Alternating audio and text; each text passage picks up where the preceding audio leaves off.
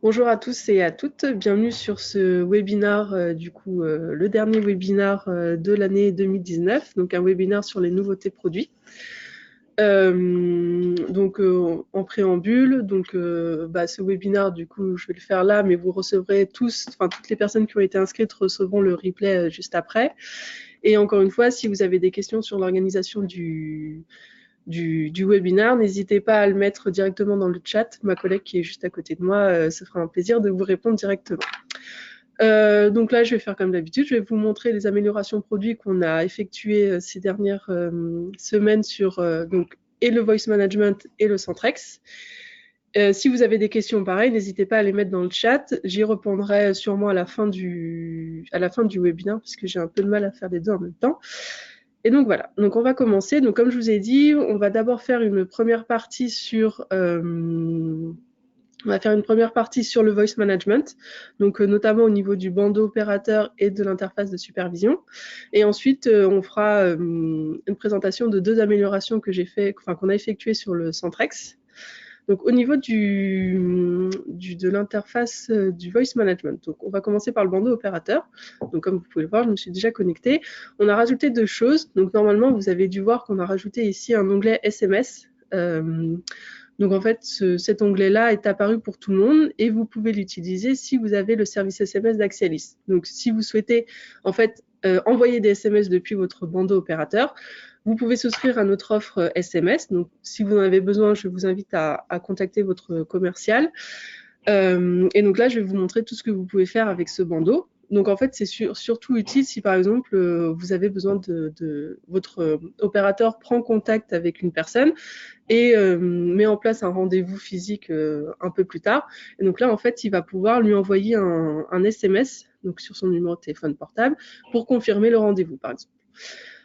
Donc là, on met le numéro de téléphone portable. Voilà. Ici, on va mettre le message. Je vous présenterai juste après sur l'interface administrateur comment on fait pour configurer tout ce que je vais vous montrer. Donc là, je peux taper le message que je veux, ou bien si dans l'interface administrateur, vous avez programmé des messages préenregistrés, je peux appuyer 2 fois sur la touche 2 points de mon clavier, donc j'appuie 2 fois. Et ici, en fait, donc là, on n'a qu'un seul exemple, mais en fait, je vais avoir une liste déroulante de tous les messages préenregistrés que j'ai configuré dans mon interface d'administration, que je vais vous montrer juste après. Donc là, j'ai fait les 2 points, je clique sur confirmation, et là, c'est je vous confirme le rendez-vous, etc. Je peux derrière écrire ce que je veux dans mon SMS, sachant qu'ici, j'ai le nombre de caractères qui s'affiche. Et ensuite, si je veux, donc on a aussi rajouté ce qu'on appelle donc une sorte de tag. J'appuie qu'une seule fois sur ma touche 2 points, et là j'ai pareil une liste déroulante qu'on peut programmer dans l'interface administration. Et donc je clique et je vais avoir l'équipe Axialis. Donc là, c'est si par exemple, en fait c'est la même chose que les 2 points, mais ça vous permet de mettre des messages plus ou moins courts. Et ensuite, je l'envoie. Donc là, bon, je vais mettre Axialis, par exemple. Je vais faire envoyer. J'ai un message de confirmation me demandant si je confirme l'envoi du SMS. Je dis oui. Donc là, c'est parti. Donc je vais le recevoir sur mon portable juste à côté de moi. Donc ça, c'est pour. Donc là, je viens de le recevoir. Donc ça, c'est pour l'envoi du SMS. Et par exemple, si je veux remplir ici le numéro de téléphone de la personne qui vient de m'appeler, en fait, je peux aller dans l'historique de mes appels et donc je clique sur, bon, là c'est un numéro fixe, mais normalement, donc là je pense qu'il y a un problème avec le cache, mais normalement en fait quand je clique sur le numéro de téléphone, ça me le pré-remplit ici. Donc là je pense que j'ai des caches qui ne va pas dans mon navigateur, mais en tout cas c'est comme ça que vous pouvez remplir ici le numéro de téléphone. Et donc pour vous montrer comment on configure le SMS dans l'interface administrateur, ici je suis chez l'opérateur, donc l'opérateur du webinaire, donc celui que j'utilise juste ici. Et en fait ici on a rajouté droits SMS, donc des nouveaux droits au niveau des opérateurs. où on peut donner 3 droits différents à l'opérateur. Donc, soit d'écrire librement des SMS. Donc, ça veut dire qu'en fait, ici, je peux écrire tout ce que je veux dans la zone message. Soit utiliser les modèles SMS. Donc, c'est ce que je vous ai montré. Quand j'appuie sur les 2 points, ici, j'ai la liste déroulante. Et ici, doit confirmer avant envoi du SMS. Donc, en fait, c'est le message qui me demande confirmation envoi du SMS. Si je ne coche pas cette case, j'ai pas la confirmation, donc ça envoie directement le SMS. Et ici, en fait, si je ne coche pas cette case écrire librement des SMS, je vais cocher évidemment que la case d'utilisation des modèles de SMS, ce qui fait que l'opérateur ne peut utiliser que les modèles des SMS et derrière ne peut pas écrire par-dessus le message. Et donc, comment on configure ensuite les différents SMS? Donc, on va aller dans SMS, ici, dans votre menu à gauche. Donc, j'ai les modèles et les variables. Ici, les modèles, c'est, comme vous l'avez vu, ici, confirmation, je vous confirme le rendez-vous, etc. Donc, ça, c'est avec la touche 2 points, 2 fois, donc qui apparaît. Et ici, c'est pour signer, par exemple, votre message. Et donc, vous appuyez une fois sur le double point de votre clavier. Et donc, en fait, nouveau, c'est tout simple. Vous mettez un nom, le contenu, etc. Vous n'êtes pas obligé de mettre un badge. Vous cliquez sur valider et en fait, ça ira ici, ça mettra une liste déroulante sur l'ensemble de vos messages, de vos modèles que vous aurez pu mettre en place. Et ensuite, vous pouvez supprimer, etc., les modèles si besoin. Autre paramètre, on a rajouté ici un paramètre facturation par groupe. Là, c'est si par exemple vous avez des comptes de facturation, si dans votre entreprise vous avez plusieurs sites, donc vous avez besoin de voir sur votre interface, sur votre facturation, les différents sites en fait qui envoient des SMS. Donc voilà pour le SMS. Alors du coup, pour répondre juste à une question de Antoine, bonjour Cécile, est-il possible d'envoyer un SMS à plusieurs numéros en même temps? Non, pour l'instant, on n'a fait que vers un seul numéro.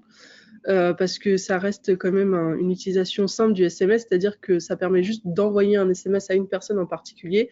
L'opérateur ne recevra jamais d'SMS sur son bandeau. Voilà pour répondre à cette question. Je vais passer à la suite, mais si vous avez d'autres questions, n'hésitez pas, j'y répondrai à la fin du webinar. Ensuite, la deuxième amélioration qu'on a mise sur le bandeau opérateur, c'est tout simplement, en fait, on a mis en place un message si, par exemple, vous ne pouvez pas passer d'appel sortant parce que vous êtes en hors forfait ou vous mettez un mauvais numéro, etc. Là, en fait, maintenant, il va avoir un message qui va apparaître, ce qui n'était pas le cas avant. Donc ça, c'est une information assez simple. Donc voilà sur le bandeau opérateur, toutes les améliorations qui ont été faites au niveau du voice management. Ensuite, au niveau du superviseur, on a fait plusieurs améliorations, notamment au niveau du... Donc là, si je me mets je vais me mettre sur un superviseur, donc je vais prendre celui-là par exemple. Ici, ici, vous pouvez en fait par groupe que vous supervisez recevoir un récapitulatif des messages d'appels perdus, soit par heure, soit par jour. Et donc jusqu'à présent, ce rapport vous permettait de voir simplement si les appels avaient été manqués ou pas.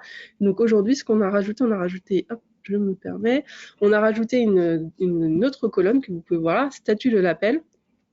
Donc en soi, le rapport n'a pas du tout changé, c'est exactement le même, sauf que du coup, ici, on vous informe si l'appel en question a été manqué, enfin, en tout cas, il a toujours été manqué. Là, ici, par exemple, vous voyez cet appel-là qui vient qui finit par 240. Ça a été un appel manqué, mais il y a quand même eu ensuite une communication entre un opérateur et le contact qui est appelé, parce que, par exemple, l'appelant avait rappelé. Donc, il a eu un appel manqué, il a rappelé peut-être 5 minutes plus tard, et là, il a eu un opérateur en ligne. Donc, c'est bien un appel manqué, mais derrière, on vous informe quand même que son contact a quand même été rappelé.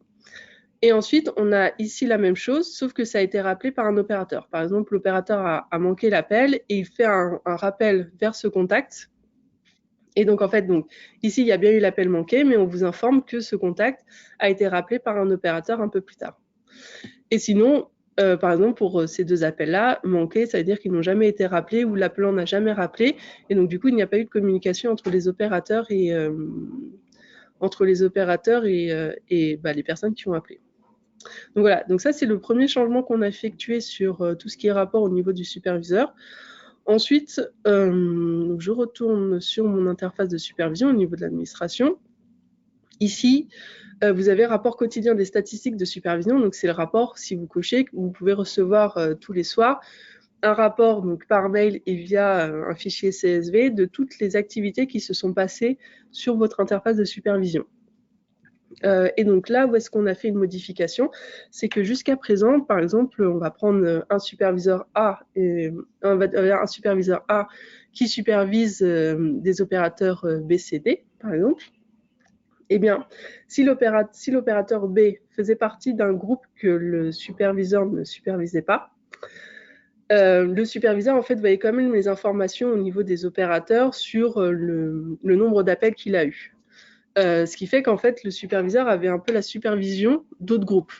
Alors je ne sais pas si je suis extrêmement claire, mais en fait dans le sens si je prends un exemple, donc on a un superviseur A qui supervise l'opérateur B et cet opérateur B fait partie de plusieurs groupes, dont un groupe que le superviseur A ne supervise pas.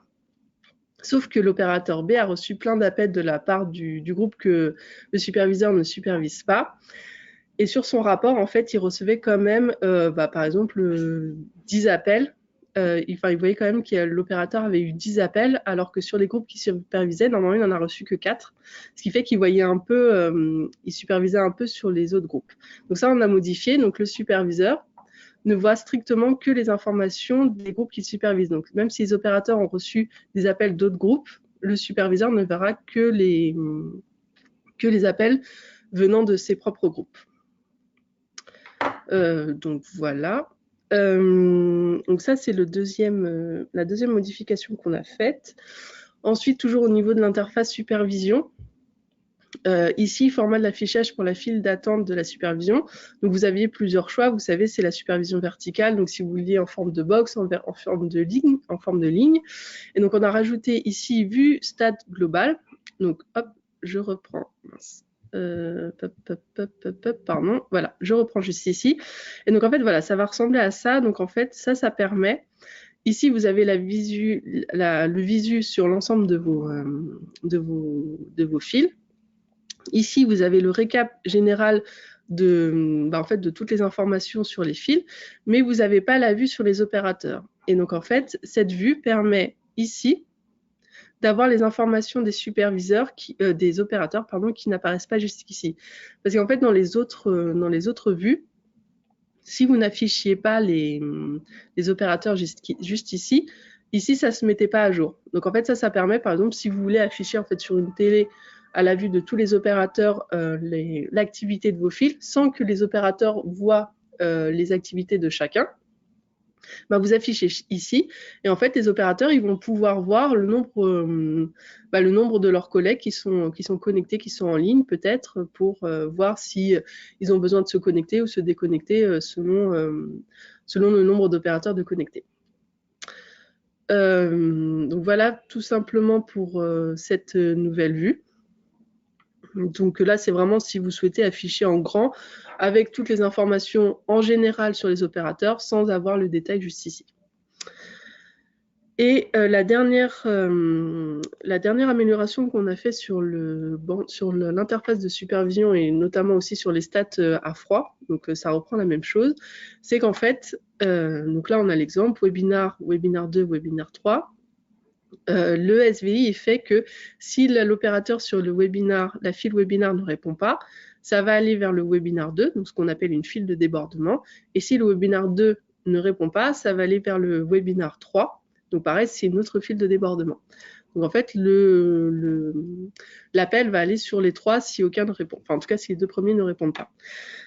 Donc là, ce qu'on a modifié, c'est qu'avant, on ne prenait pas en compte le webinar 2. Par exemple, si un appel faisait webinar 1, webinar 2 et webinar 3, on allait avoir des données que sur le webinar 1 et le webinar 3. Ce qui fait qu'en fait, sur le webinar 2, vous n'alliez pas avoir les données qui vous disaient qu'il y a un appel qui est effectivement passé sur le webinar 2, qui est perdu, puisque personne n'a répondu, et donc c'est parti en débordement. Et donc ça, c'est ce qu'on a modifié aujourd'hui. La façon dont on a modifié ces statistiques sur l'interface superviseur, c'est que si un appel passe sur les trois groupes, donc il va aller d'abord sur le webinar, vous allez avoir du coup un global, puisqu'il y a eu un appel qui est allé sur la file webinar, un escaladé, parce que du coup, il est parti en escaladé, il est resté sur le SVI, mais il est parti sur un autre groupe, et un perdu, puisque personne n'a répondu sur le groupe webinar. Ce qui fait que c'est effectivement un appel perdu. Sur le webinar 2, il va avoir exactement la même chose, un global, un escaladé et un perdu. Alors que sur le webinar 3, si quelqu'un répond, du coup, vous allez avoir un global et le pourcentage de décroché qui va augmenter. Donc ça, c'est l'amélioration qu'on a effectuée là-dessus, de manière à ce que vous ayez en fait les données sur toutes les stats, enfin sur toutes les files, et que ça soit pas un peu faussé, parce que peut-être que des fois on peut se dire, ah ben je comprends pas sur mon deuxième groupe, j'ai pas du tout eu d'appel, alors que pourtant sur le webinar 3, qui est peut-être qu'un groupe de débordement, eh ben j'ai eu plein d'appels, etc. Donc ça, en fait, c'est pour une répartition plus juste des appels et une meilleure visualisation de ce qui pourrait se passer sur vos fils. Donc ça, c'est voilà ce qu'on a effectué en fait en termes d'amélioration sur le voice management au niveau de l'opérateur et du superviseur. Donc pour reprendre, au niveau du bandeau opérateur, on a rajouté le SMS. Tout le monde a le petit bouton SMS. Vous ne pouvez l'utiliser que si vous avez souscrit au service SMS de Axialis. On a rajouté un petit message qui s'affiche si par exemple l'opérateur ne peut pas passer d'appel, par exemple s'il est en forfait ou si le numéro n'est pas autorisé, etc. Au niveau du superviseur, donc on a modifié le rapport d'appel perdu, donc avec le statut de l'appel. On a nettoyé un petit peu le rapport de stats de supervision. Donc comme je vous ai dit, maintenant le superviseur voit vraiment que ses fils supervisés, que ce soit au niveau des fils supervisés ou au niveau des informations sur les opérateurs. Un nouveau affichage au niveau de la supervision, et du coup, les statistiques de ce qu'on a appelé de groupe de débordement, du fait qu'il y a vraiment une statistique sur tous les groupes. Voilà les améliorations sur le voice management.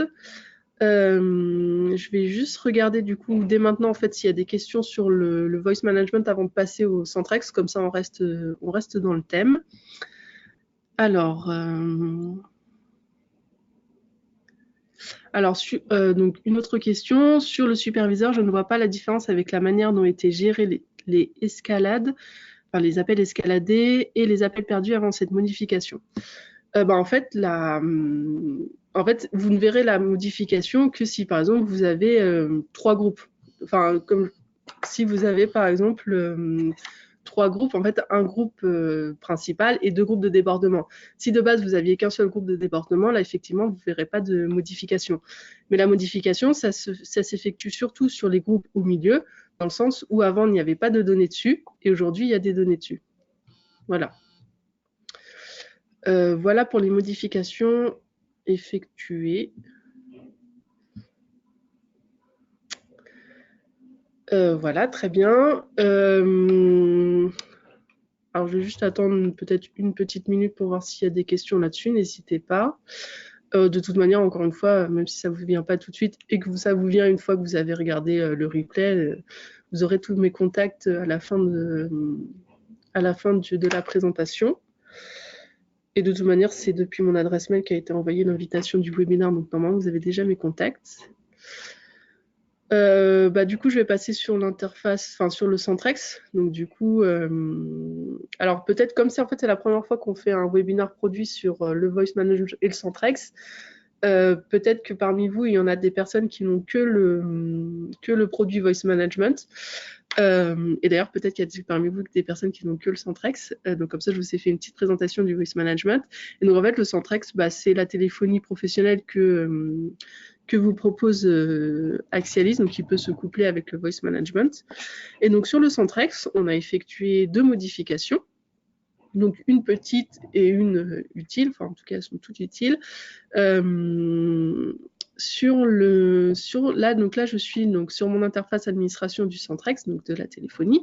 Je suis au niveau des comptes, de tous mes comptes. Et donc là, en fait, la modification qu'on a faite, c'est en fait, on permet à l'administrateur de modifier de mettre le droit ou non au compte de modifier son message de boîte vocale. Parce que vous savez, quand vous vous connectez à l'interface end-user, chaque utilisateur du Centrex a la possibilité d'importer un message vocal qui permet tout simplement de mettre un message vocal sur sa boîte vocale. Et donc là, en fait, l'administrateur a le droit ou non, donc il a à cocher ou pas la case ici, pour pouvoir donner ce droit en fait à l'utilisateur. Donc en fait, par défaut, à chaque fois qu'on met en place des comptes, par défaut, c'est coché. Donc par défaut, en fait, l'utilisateur a le droit de modifier sa boîte vocale. Et si vous souhaitez enlever ce droit, il suffit juste de décocher la case ici. Et la deuxième amélioration qu'on a mis en place, donc en fait, c'est au niveau des journaux d'appel. Car il y a certaines personnes d'entre vous qui ont plusieurs sites. Donc des sites, c'est une adresse postale. Donc par exemple, vous allez avoir un site à Paris et puis un site à Nantes, par exemple. Donc deux sites différents. Et aujourd'hui, on avait juste le petit bouton ici, export historique. Donc en fait, qui permettait d'exporter en fait ce tableau ici, qui est l'historique de tous vos appels. Donc bon, là, effectivement, sur ce compte-là, on ne fait pas d'appel parce que c'est un compte test, mais vous allez avoir du coup le numéro appelé, qui a appelé quoi, etc. Et donc en fait, on a rajouté ce petit bouton donc, qui est export de résumé. Et donc, je vais vous montrer à quoi ça correspond. Et donc en fait, dans ce fichier-là, vous allez avoir en fait le nombre de communications, le nombre d'appels, enfin le temps de communication, le nombre d'appels, le temps moyen, etc. par site. C'est la grande différence avec export d'historique, parce qu'export d'historique, en fait, ça ne prend pas en compte vos sites, ça vous donne l'ensemble de vos comptes, mais du coup, on ne sait pas par site combien il y a de personnes qui appellent, combien de temps de communication il y a par site. Et donc, en fait, ce fichier-là, ça vous permet, en fait, par site, vous allez avoir par site le détail des comptes, donc toutes les personnes qui appartiennent à ce site-là, un résumé ici, et puis, du coup, tout ce qui est appel sortant, temps total, etc., juste ici. Voilà, donc ça tout simplement, ça vous permet en fait de bien comprendre les communications par site et non pas juste les comptes. Voilà, les deux améliorations qu'on a effectuées sur le Centrex. Et je vais juste rajouter une dernière amélioration qu'on a fait sur le Centrex. Donc, je vais me connecter en fait à mon interface end-user.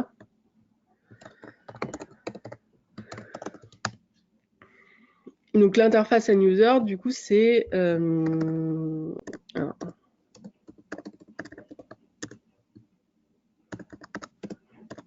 voilà. Donc l'interface end-user, en fait, ça va vous permettre par end-user de configurer vos touches, donc le message de boîte vocale, le fameux, et d'envoyer des fax. Et là, en fait, l'amélioration qui nous intéresse, c'est au niveau des touches. Donc les touches, ça vous permet en fait de configurer deux touches sur votre téléphone. Donc par exemple, vous allez configurer sur votre touche 3 le fait d'appeler directement un collègue en fait qui va vous permettre d'avoir le raccourci. Et donc en fait sur ces touches-là, on a mis en place donc pour certains modèles de téléphone le fait en fait de configurer et non pas un numéro interne, donc un de vos collègues, mais un numéro externe. Donc par exemple, moi je vais mettre Cécile. Et du coup, sur mon téléphone va apparaître Cécile. Et comme j'aurai configuré mon numéro de téléphone avec, en fait, quand j'appuierai sur cette touche, ça appellera directement mon numéro de téléphone portable. Voilà la troisième amélioration qu'on a faite au niveau du Centrex. Donc c'est voilà, tout simplement. Donc là, au niveau du Centrex, donc comme je vous ai dit, ce qu'on a mis, donc c'est le droit à modifier sa boîte vocale, le fichier résumé dans les journaux d'appel, ou le droit la configuration de la touche pour appeler des numéros externes. Voilà pour ça. Pareil, donc si vous avez, donc j'ai pas d'autres améliorations à vous présenter. Si vous avez des questions, n'hésitez pas. Et si pareil, si vous n'en avez pas tout de suite, encore une fois, je suis disponible à vous répondre si vous avez des questions qui vous viennent un peu plus tard.